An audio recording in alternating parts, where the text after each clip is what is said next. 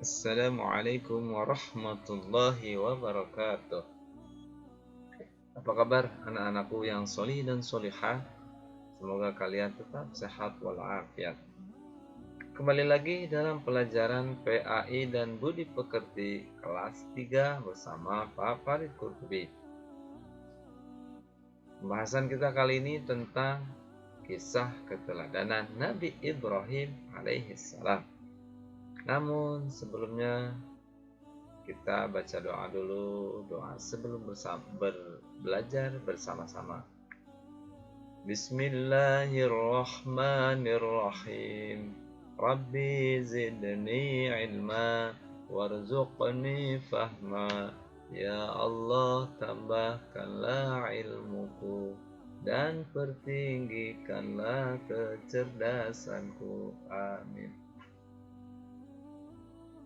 Baik anak-anakku yang solih dan solihah, kisah keteladanan Nabi Ibrahim alaihissalam dan Nabi Ismail alaihissalam.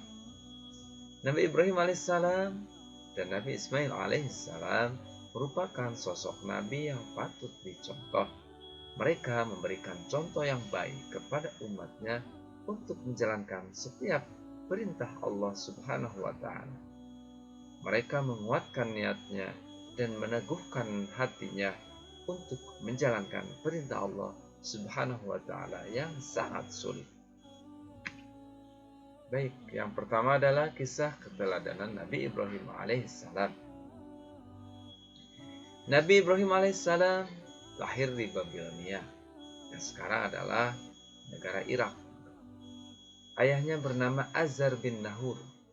Kala itu Babilonia dipimpin oleh seorang raja yang sangat zalim, yaitu Namrud bin Kan'an bin Kus. Babilonia adalah negeri yang kaya, rakyatnya hidup makmur, tetapi mereka tidak mengenal Allah Subhanahu wa Ta'ala. Penduduk Babilonia justru menyembah patung. Lucunya, patung-patung itu dibuat oleh mereka sendiri. Satu, anak Nabi Ibrahim alaihissalam.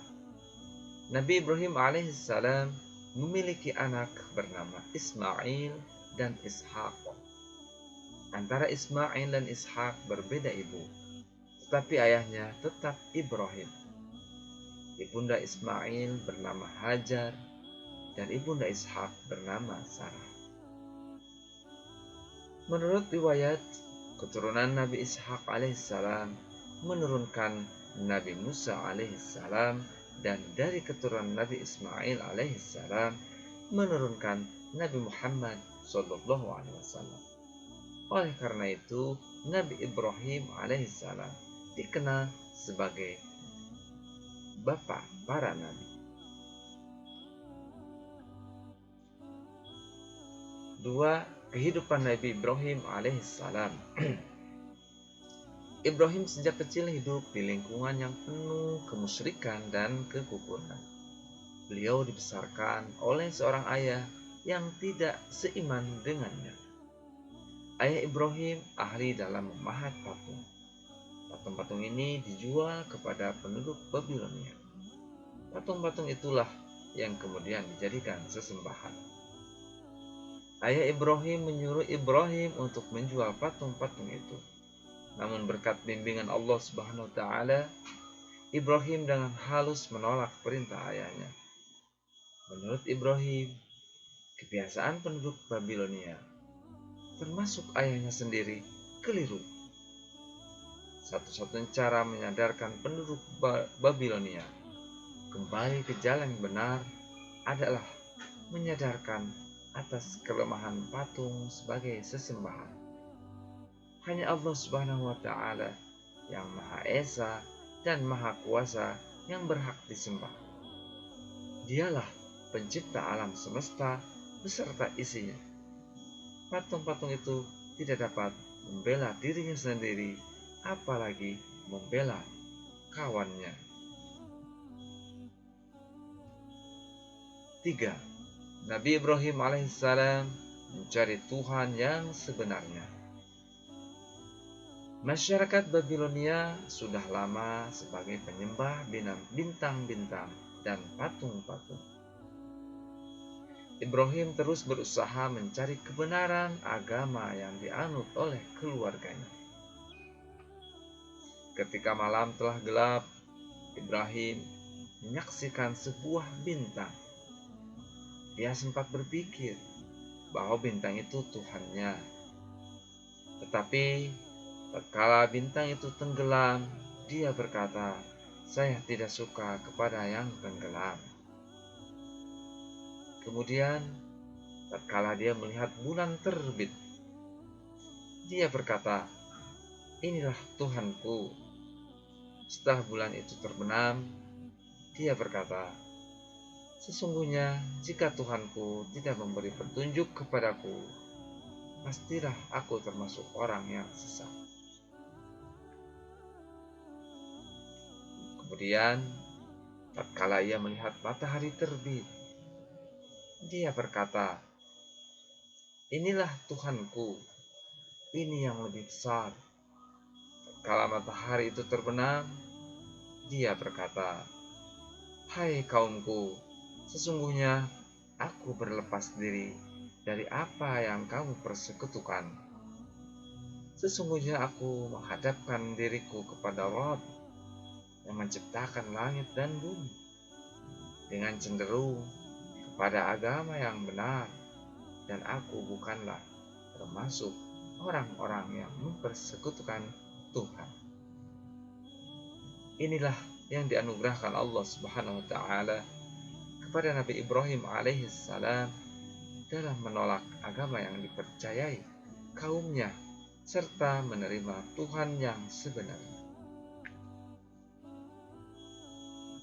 4. Menyaksikan kekuasaan Allah Subhanahu wa taala. Dalam Al-Qur'an surat Al-Baqarah ayat 260 dijelaskan bahwa Nabi Ibrahim alaihissalam berdoa kepada Allah Subhanahu wa taala, memohon supaya diperkenankan melihat kekuasaannya. "Ya Allah, perlihatkanlah kepadaku bagaimana Engkau menghidupkan makhluk yang sudah mati." Demikian suatu hari Nabi Ibrahim alaihissalam berdoa. Keinginan itu dikabulkan. Kemudian Allah Subhanahu wa taala menyuruh Nabi Ibrahim alaihissalam menangkap 4 ekor burung. Setiap burung diberi tanda. Selanjutnya burung itu dicincang. Bagian-bagiannya dicampur satu sama lain. Potongan tubuh keempat burung itu dibawa, lalu diletakkan di puncak 4 buah bukit. Keempat bukit itu diletaknya berjauhan satu sama lain. Kemudian Allah Subhanahu wa taala memerintahkan kepada Nabi Ibrahim alaihissalam memanggil burung-burung itu. Dengan izin Allah Subhanahu wa taala, burung-burung itu hidup kembali, semuanya utuh seperti sedia kala. Allah Maha Kuasa atas segala sesuatu. Tak ada yang sanggup menghalangi kehendaknya. Hanya dengan kata kun, artinya jadilah. Hal yang dikehendakinya pasti terbukti. Allah Maha Kuasa, menghidupkan yang mati sangatlah mudah baginya. Nabi Ibrahim alaihissalam telah melihatnya sendiri. Hatinya makin mantap, keyakinannya makin kuat, keimanannya makin hebat. 5. Berdakwah kepada ayahnya. Azar tidak hanya pembuat patung, tetapi ia juga menyembah patung. Sebelum berdakwah kepada penduduk Babilonia, Nabi Ibrahim alaihissalam harus menyadarkan dulu ayahnya. Berdakwah kepada ayahnya tidaklah mudah, karena ayahnya tetap bersikukuh dengan keyakinannya. Usaha Nabi Ibrahim alaihissalam sudah maksimal. Allah Subhanahu wa taala yang menentukan. Sebagai anak, Nabi Ibrahim alaihissalam sangat ingin menyelamatkan ayahnya. Sikap ayahnya yang menolak ajaran Allah Subhanahu wa taala tidak membuat Nabi Ibrahim alaihissalam larut dalam kesedihan. Sikapnya tetap teguh untuk menyebarkan pesan-pesan Allah Subhanahu wa taala. 6. Raja Namrud yang zalim. Raja Namrud memerintah dengan kejam. Semua orang harus taat, tidak boleh melawannya. Jika ada yang berani melawan, nyawa taruhannya. Rakyat hidup bagaikan budak. Keadaan itu tidak membuat Namrud puas. Ia merasa dirinya layak disembah. Ia ingin dipertuhankan. Ia berpikir rakyat pasti mau menyembahnya. Patung-patung yang tak bernyawa saja disembah, apalagi raja yang sangat berkuasa. 7. Menunjukkan kelemahan patung. Nabi Ibrahim alaihissalam berdakwah tak kenal Allah, tetapi penduduk Babilonia menolak keras. Mereka tetap pada keyakinannya, menyembah patung-patung yang mereka buat sendiri. Namun, Nabi Ibrahim alaihissalam tidak kehilangan akal. Ada rencana lain. Barangkali penduduk Babilonia memerlukan bukti. Orang-orang Babilonia mempunyai suatu tradisi, yaitu setiap tahun mereka pergi meninggalkan negerinya. Sewaktu Raja Namrud dan kaumnya meninggalkan negeri, kampung mereka ditinggalkan kosong. Kesempatan itu dipergunakan Nabi Ibrahim alaihissalam untuk menghancurkan patung-patung Raja Namrud dan kaumnya. Dengan kapak yang telah dipersiapkan, mulailah Nabi Ibrahim alaihissalam menghancurkan patung-patung itu satu persatu. Hanya satu patung yang paling besar tidak dihancurkan. Lalu, kapak yang dipergunakan menghancurkan patung-patung itu dikalungkan di leher patung yang paling besar tadi. 8. Akibat perbuatan Ibrahim.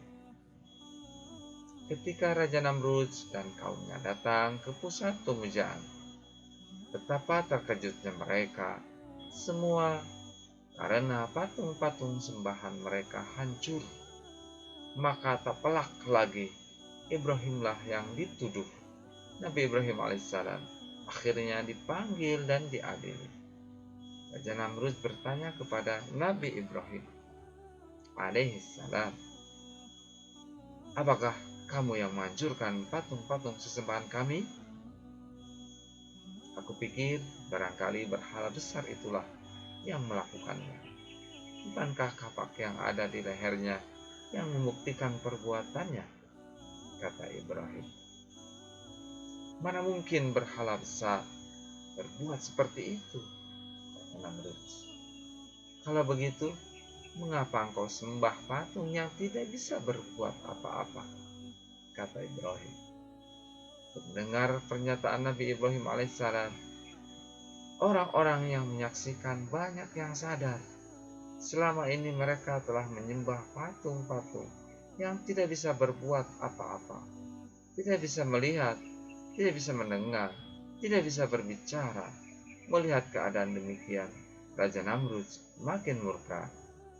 Raja Namrud akhirnya memutuskan bahwa Nabi Ibrahim alaihissalam harus dibunuh dengan cara dibakar hidup-hidup.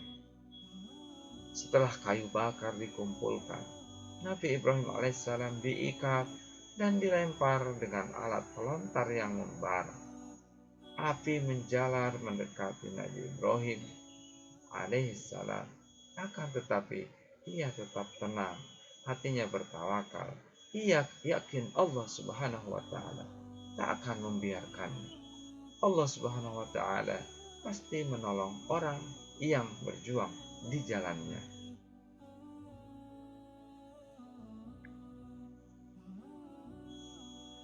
Ketika api menyala makin besar, Raja Namrud dan pengikutnya tertawa riang. Mereka menyangka bahwa Ibrahim telah hancur menjadi abu. Akan tetapi betapa terkejutnya mereka melihat keajaiban yang tidak disangka-sangka.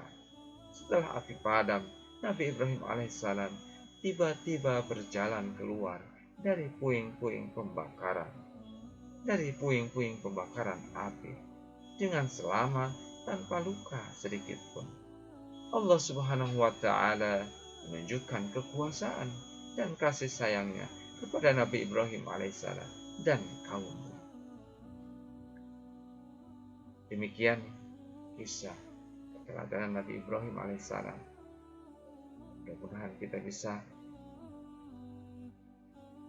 mencontoh, meneladani sikap Nabi Ibrahim alaihissalam. Anak-anakku yang soleh dan solehah, terima kasih. Insya Allah kita akan bertemu kembali. Wassalamualaikum warahmatullahi wabarakatuh.